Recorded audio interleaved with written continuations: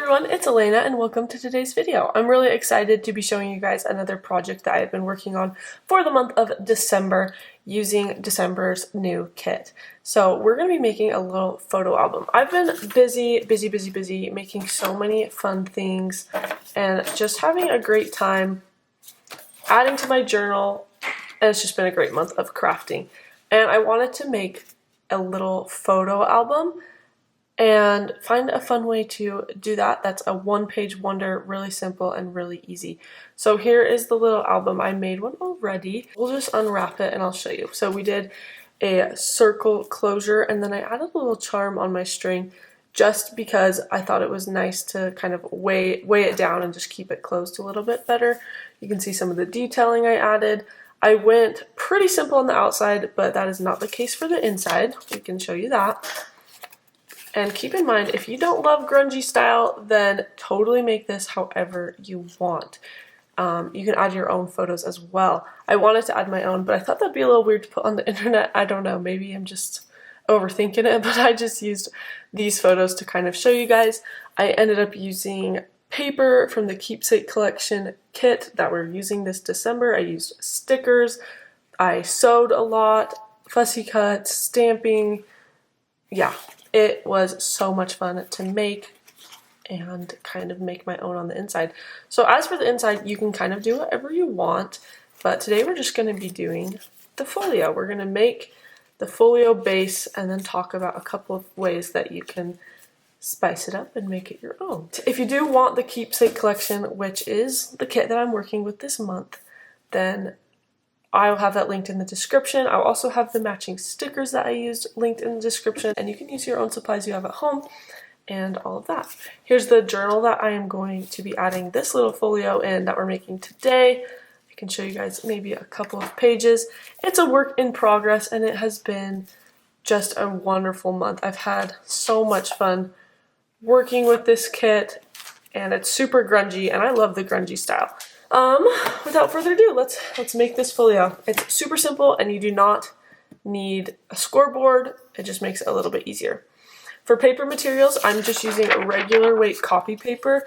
That is what I did with this folio because I ended up adding more like layering papers. You can see I added this brown paper for my main folio and then ended up adding some of paper on top and sewing. If you want a really sturdy folio, I would use something a little heavier, maybe like 110-pound cardstock. And I'm doing single-sided, so the inside will be white, the outside will be this pretty floral pattern. It's totally up to you if you want to print double-sided or not. Alright, let's make our folds. So your first step will be to turn your paper the long way, and we're going to score at 2 inches. And this is going to be your top envelope flap. So 2 inches. Then you're going to flip your paper and do 2.5 inches. Oh, I'm starting with an 8.5 by 11 inch paper. That is super important to mention, I suppose. So we did 2 inches here, 2.5 inches here. We're going to flip it this way and we're going to score at 3 inches. And we're going to flip this way and we're going to score again at 3 inches.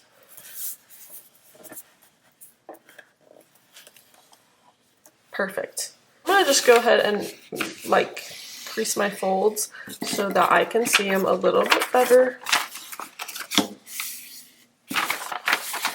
I'm just creasing them this way.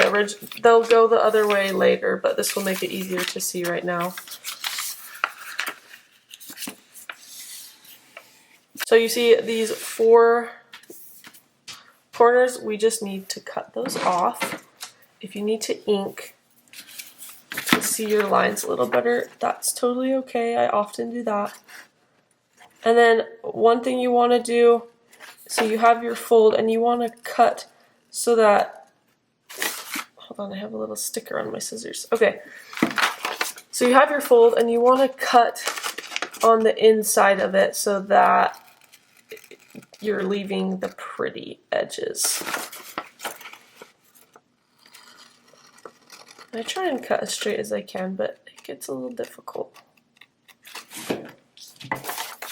And then I'll just repeat that with the other 3 sides.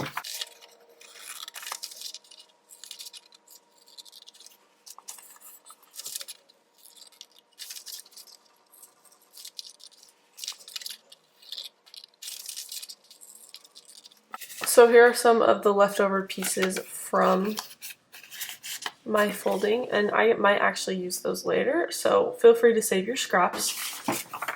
And then here is our folio base. So one thing that I like to do is I like to fold everything together. It'll be your 2 side flaps first, and then just make sure everything fits, and if you need to trim anything extra, then that's fine as well.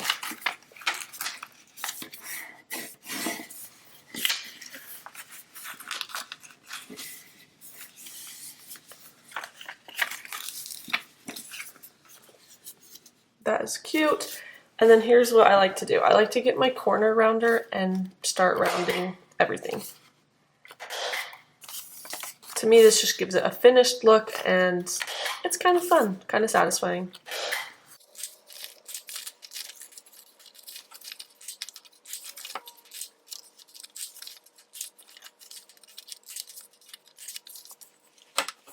So now it just looks really cool in my opinion.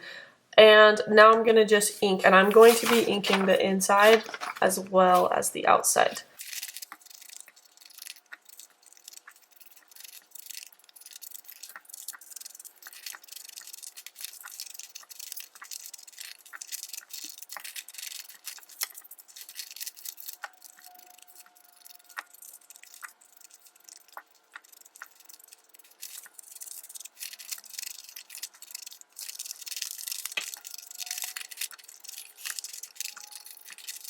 And we are done. That's kind of what it's looking like. And from this point on, the world is kind of your oyster, and you can embellish and do whatever you want with this little item. I'm just going to be showing you guys a couple of things that I like to do in general with these folios.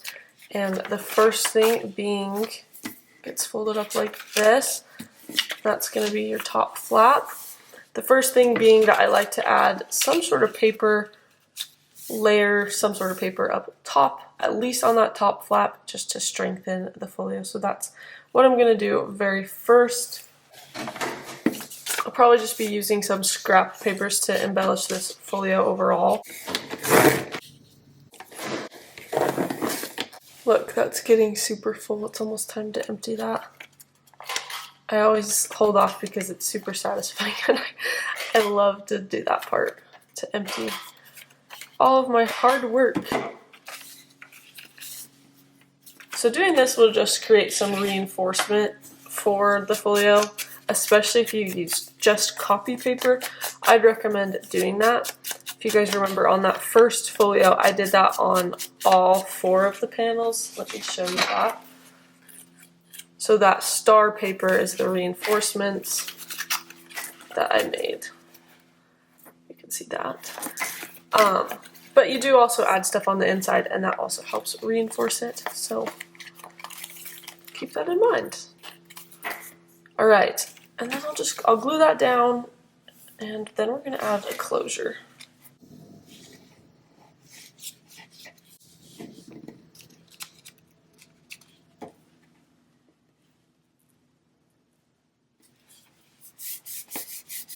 I have this scrap piece of paper that I also think would be fun to add, just to make it a little bit different from my other one. So we're going to do that.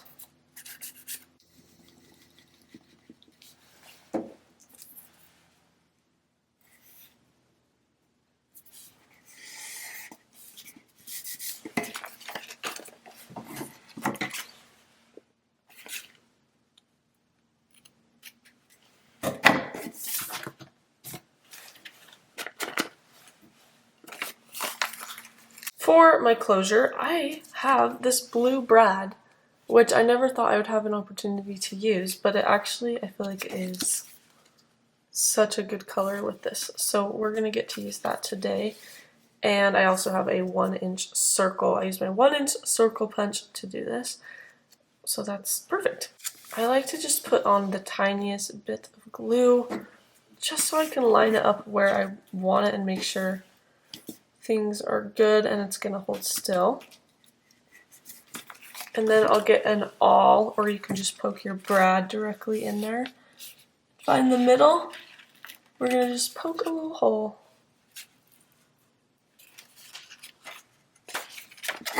Then you can add your brad.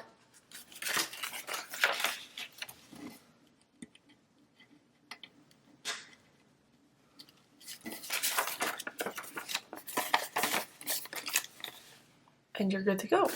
One more thing I do personally like to do is I like to get my hole punch and some sort of scrap piece of paper that matches. I do want something that matches that back color, and sometimes I'll just do another little circle and cover up the brad just for a cleaner look. But I'll do that and hide it. If you plan on covering it up anyway, then you're probably fine and don't need to do that, but it does give it a cool clean look. And then finally, I like to get some string, and what I do is I will tie a knot under that little circle, and I usually tie it in the direction I want to close it. So I'm going to be doing the string downwards, so I'll tie a knot at the bottom. And I don't really know how other people do this, but I tie my knot. Sometimes I'll do a double knot, which I guess I'll do that today. But I'll tie my knot, and then I'll add a little bit of glue on that knot so it doesn't come undone. And then I'll trim it up. And we can let that dry. While we're letting it dry, we can definitely add on a charm. So as for measuring for a charm, it's all just kind of a personal preference, but I'll choose a charm I like. Kind of just depends on what I have available. I have a ton of these little bees and I love them, so I'll probably do that. I feel like it matches the aesthetic as well. And what I do is I'll just generally kind of clip it where I want it, and then start imagining where I will want that little bee charm. I will want it clear up here. Don't know, it depends on if you want it hanging a lot, but I'll just slip that charm on, tie a knot, and then make sure I like where it is. I can always go one more time too, have it right there. And that looks pretty good. And I will glue this knot later as well to make sure it stays secure. But for now, so I can show you guys the finished product, we'll just we'll leave it be. Get it? We'll leave it be. Huh. Funny. As for your scrap papers from earlier, one really fun thing that you can do is open it up and actually trim them to size and use them as pockets. You could add a half hole punch there to create like a circle pocket look. But yeah, so you can use these, you can embellish the inside, and you're good to go. But that is the basic folio, and it's ready to be embellished, ready to have things added into it. Super cute, super easy, and just fun. And then we can wrap it up. And there it is. Kind of fun and kind of unique. So again, here's the one I finished. By the time you're done, you've made it your own. It's just a lot of fun. So many different styles you can do, and just great. Thank you guys for watching. If you want the kits that I used, make sure to check out the links in the description of this video. I hope you guys have a wonderful day, and we will definitely see you in more of our videos. If you're not subscribed, make sure to subscribe because we have so many fun ideas coming all the time, and we love, love, love making these videos for you guys. Have a wonderful day, and goodbye.